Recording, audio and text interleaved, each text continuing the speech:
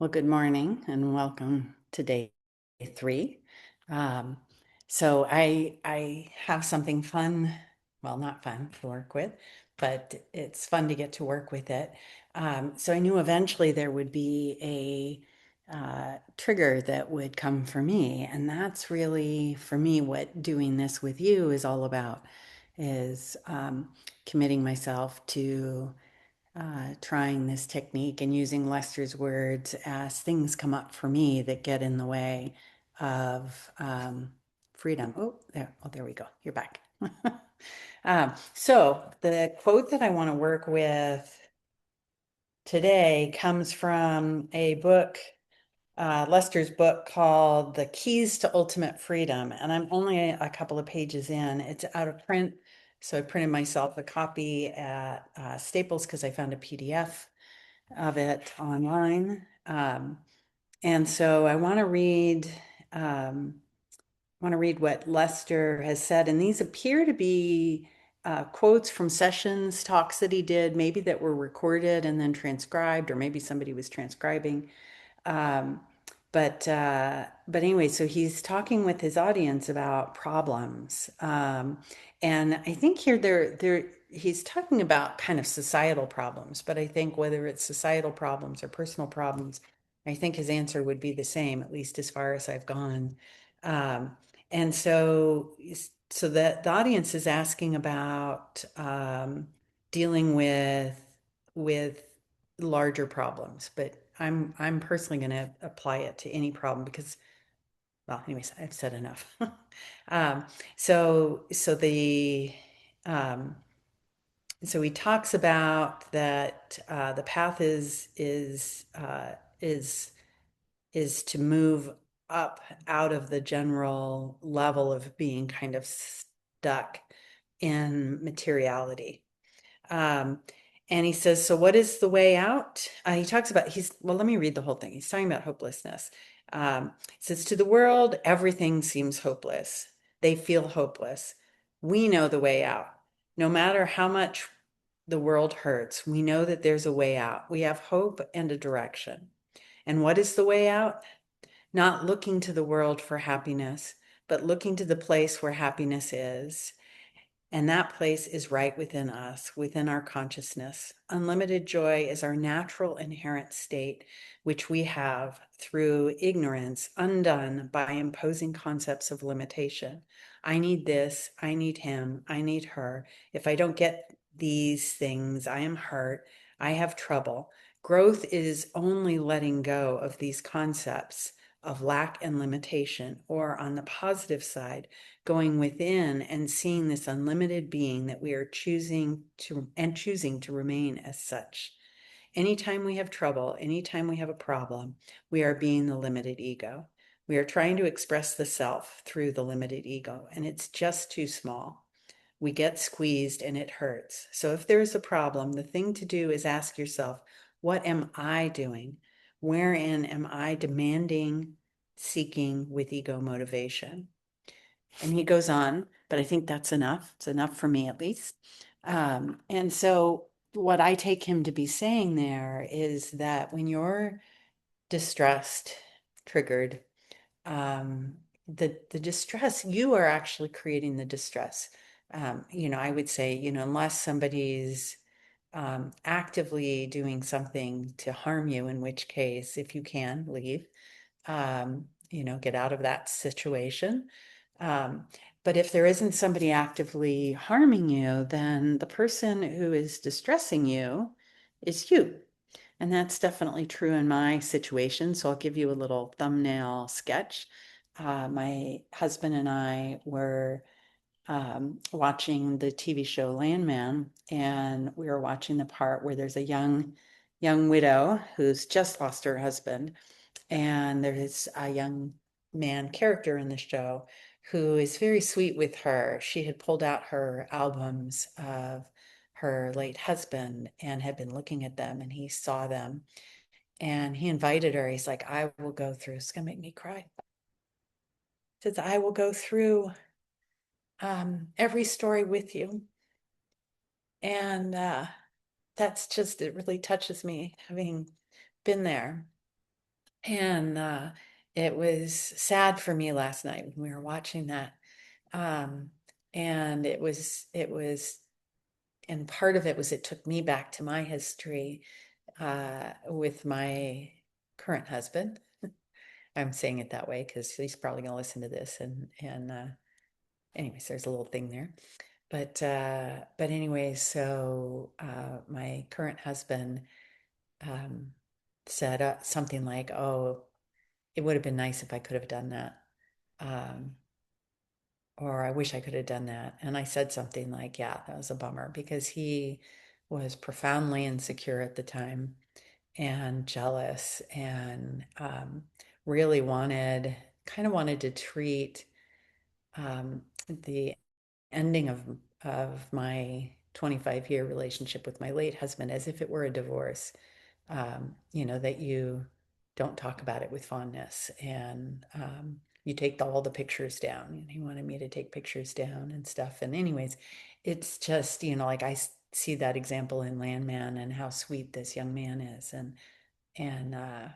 it's like, oh, that would have been so nice. Um, so supportive, so lovely. And he would have known more of me through knowing more of my late husband. And so later that evening, I'm not sure what was going on in him. I won't talk about that, but it was like he wanted to draw me into that past. Um, and I could totally feel it. I could totally feel that I could go back to the sadness of that, I could go to anger towards him for not having, for having been who he was at the time.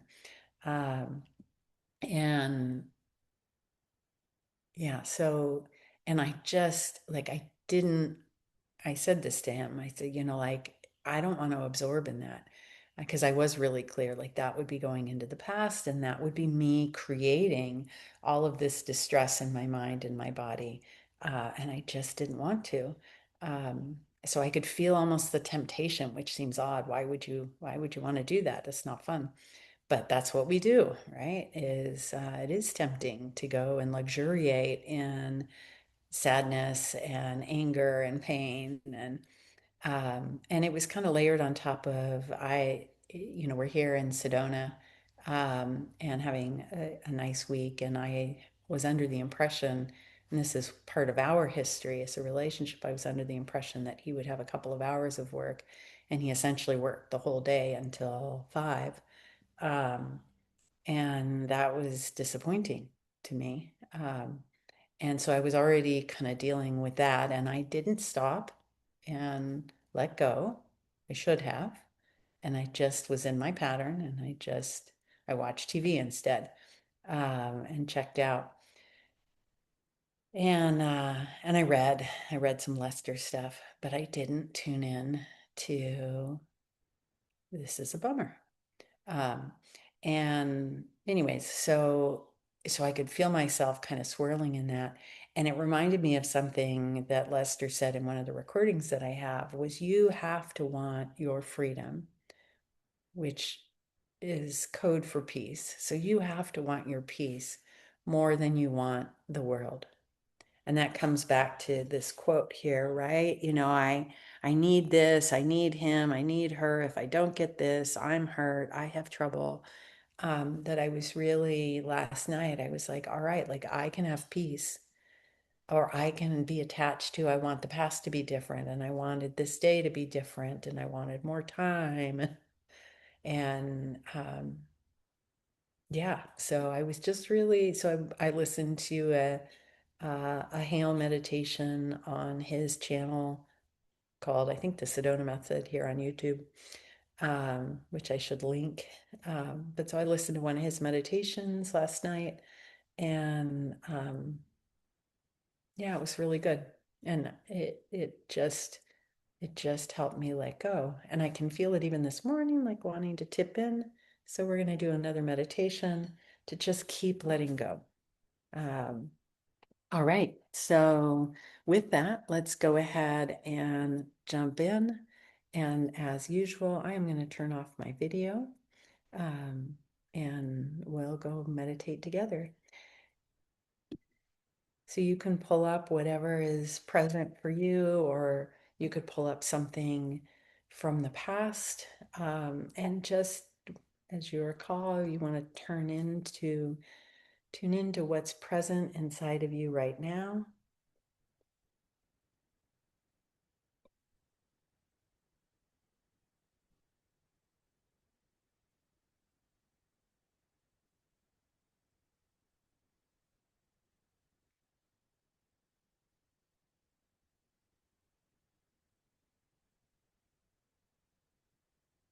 And once you've got that, you want to accept what's there. For me, I've got sadness.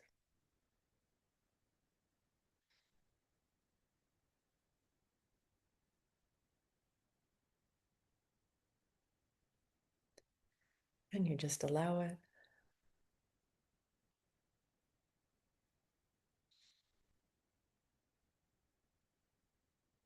And now we move into the eye of investigation. And just considering, is this feeling that you're having, or what's it about?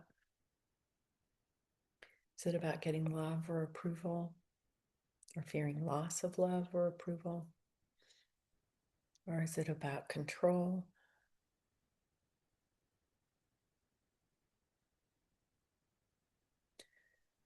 And safety, or loss of control and safety? And I can see mine for me is very much about, I think a part of me wishes I could time travel back and get the love that I would have so benefited from back then. And it would have been such a bittersweet, tender, loving experience. And there's the part of me that wants that by holding on to the not getting it.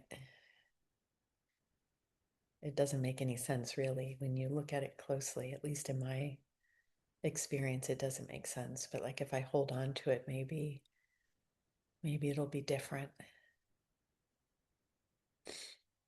But that, of course, that doesn't work that way.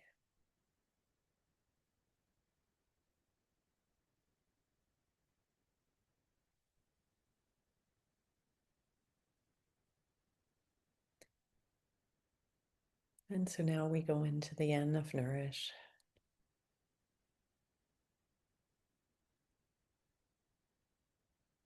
And just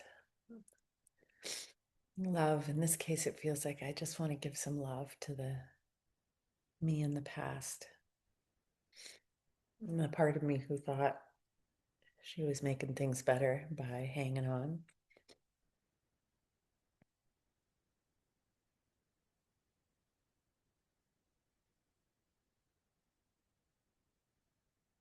And a part of me who went through that.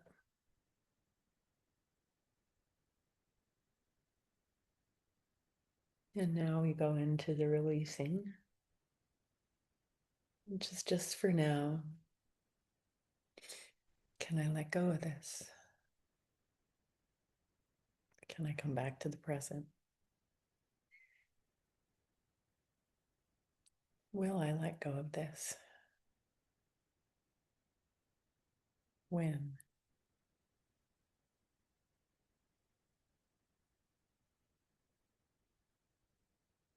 And circling back to the feeling and the event. Noticing how you feel now.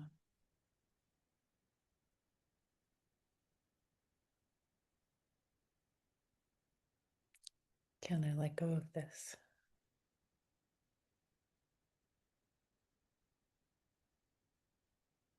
Will I let go of this?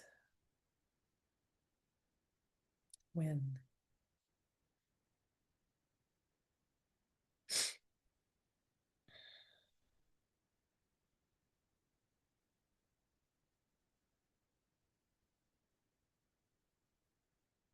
And one more time. back to the feelings.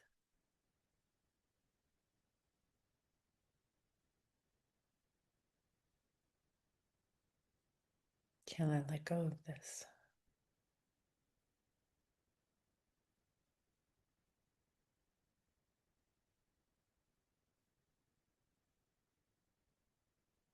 Will I let go of this?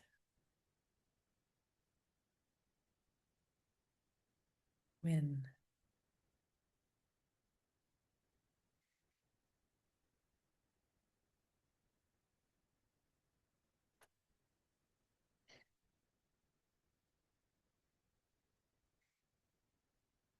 And just taking a deep breath in. I'm going to run and get a tissue for myself.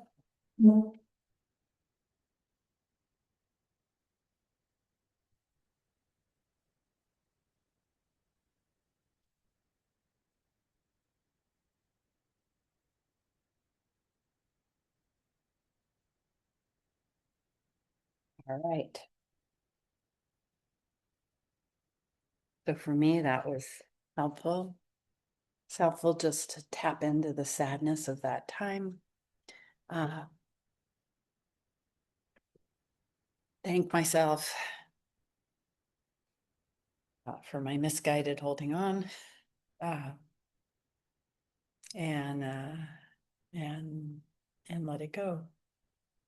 Um, yeah, and then think about yesterday. And Byron Katie says something a lot. She says, "I'm a lover of what is," and I've always gotten it, but I didn't really get how to do it. Um, And I think Lester is taking me to the place where I'm starting to know how to do it, which is, so if I take yesterday, which wasn't really a big deal, but it definitely hit me in that, I just, my expectations weren't set for the way the day was going to go. That tends to be a button for me. And I can just really clearly see that if that's a problem, that in any significant way that I am the one creating that problem for myself, because it is what it is, and it's unfolding the way it's unfolding, and yeah, and I knew that that's, there's part of me that says, yeah, that's fine. My husband had to work, um, and um, and he does have things that are going on that really are time sensitive. So I get that. And then there's the part of me that doesn't like it. We're here, we're on vacation. You didn't tell me you were going to be gone all day, because I don't think he knew he was going to be gone all day. Um, I think maybe that might be part of the pattern. He perpetually underestimates how long things are going to take, or he's just enjoying himself doing what he's doing, and so they take longer than he thought. But um, I can stew in that, or I can go do my own thing, or I can meditate, or I can, like there's any number, but I can definitely, if I accept what is, and maybe clarify at some point in time what's going to be, um, then I can take better care of myself. Maybe do something more rewarding than watching television, which it was okay, but it wasn't. It really, in hindsight, definitely meditating would have been helpful. Um, so I'm really realizing that